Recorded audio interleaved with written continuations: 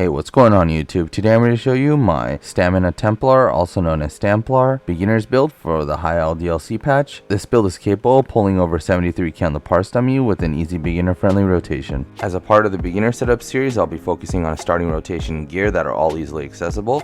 This build is best suited for those who are interested in starting their group content journey, meaning this is not a leveling guide and assumes you have some sort of access to at least crafted gear at CP 160. For the sake of this theme and to be as new player friendly as possible, I'll be avoiding mythics, arena weapons, trial, or dungeon gear for the initial setup. Furthermore, the rotation for many classes will be simplified. The build specializes in normal group content such as trials, dungeons, and group arenas. This build works great in overland but is not specifically designed for it. Furthermore, I'll be going over some ideas and tips to further progress yourself into mid and end game. Although hybrid builds are some of the strongest builds right now, I'll be focusing on a more traditional setup that either focuses on magic or stamina. The reason is it's easier to focus on one resource than trying to manage two. With that being said, here we go.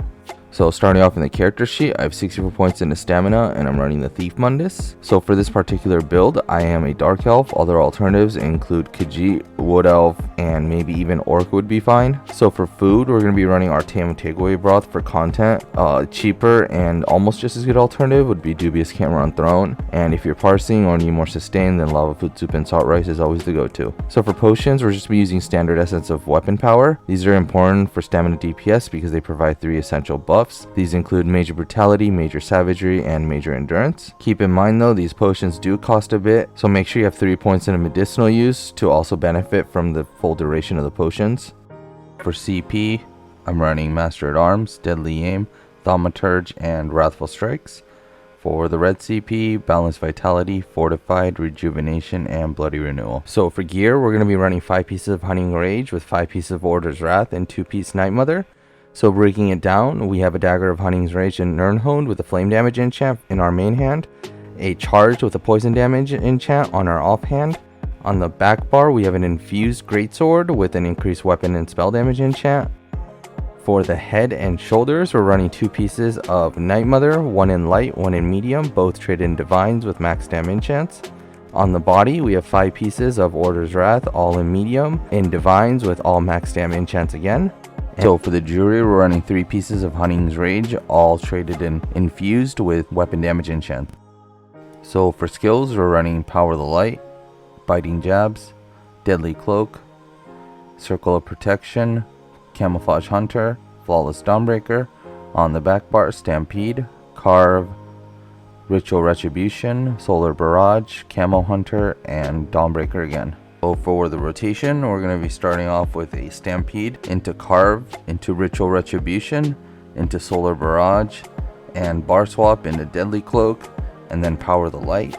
And then we're going to do 4 Biting Jabs, and then we go back to Power of the Light, and rinse and repeat. Whenever you have your ultimate Flawless Dawnbreaker ready, just put it in place of a Biting Jabs whenever. So for progression, I'd usually put a mid-game section, but because Order's Wrath is so good, it won't be replaced until we hit closer to endgame. This is where you have a few options. To make this more simple, I'll be focusing on traditional stamina setup, wearing medium armor. First, I'll talk about body sets. These sets are sets that are worn on the body, thus all 5 pieces are active at all times. Furthermore, these sets should ultimately have Minor Slayer to benefit from the extra damage to bosses. Therefore, realistically, we only have 2 options. These are Reliquin from the Trial Cloud Rest and Coral Riptide from the Trial Dread Reef Sail. They're both strong, but Coral Riptide requires you to manage your stamina, and if you're able to properly manage your stamina, it seems to pull just slightly ahead in DPS. Regardless, these are both trial sets, and running it on normal is very easy, and you should work on getting them if possible. Moving on to front bar sets, or sets to either pair with Reliquin or Coral Riptide, or run separately. These can be Kinra,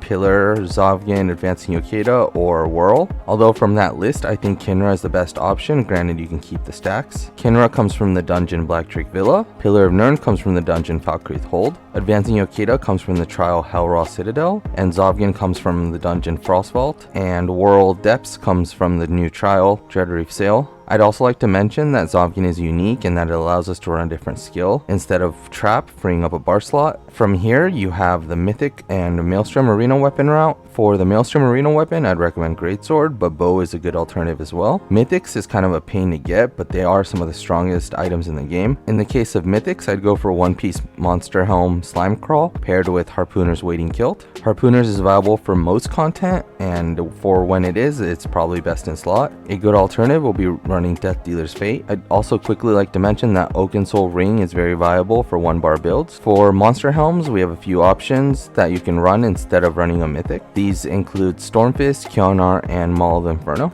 So closing thoughts, first off, if you don't like running two-hander on the back bar, you can run Bow. I'd substitute Stampede and Carve out for Poison Injection and Arrow Barrage or Endless Hail, depending on whichever one fits your needs better. Second off, in the beginning of the rotation, I just suggest you get 2 Carve stacks just to make your rotation a little bit easier. So first off, earlier I said that you need to run Essence of Weapon Power, but if you keep the bars the same, as in have Camo Hunter, you'll have Major Savagery, and then you'll have Major Brutality through your jabs. But in content, you're probably going to want to swap those skills out for other skills like heals and such. So I definitely recommend to run weapon power pots, especially if you do need to get rid of your Fighters Guild skills. There's 2 on the front bar, 1 on the back bar that you can swap out for whatever you need. Next up, I would be doing a disservice if I didn't mention Deadly. Deadly is a super good set for Stamplar still, and definitely recommend you getting it unless you have better options to run. But I think the only set that actually does better than Deadly is Kinra. And I think that wraps it up. As always, thank you for watching the video. If you have any questions or comments, feel free to comment down below or come join our Discord. And as per usual, a parse and outfit section will be attached. And once again, thank you and have a good day.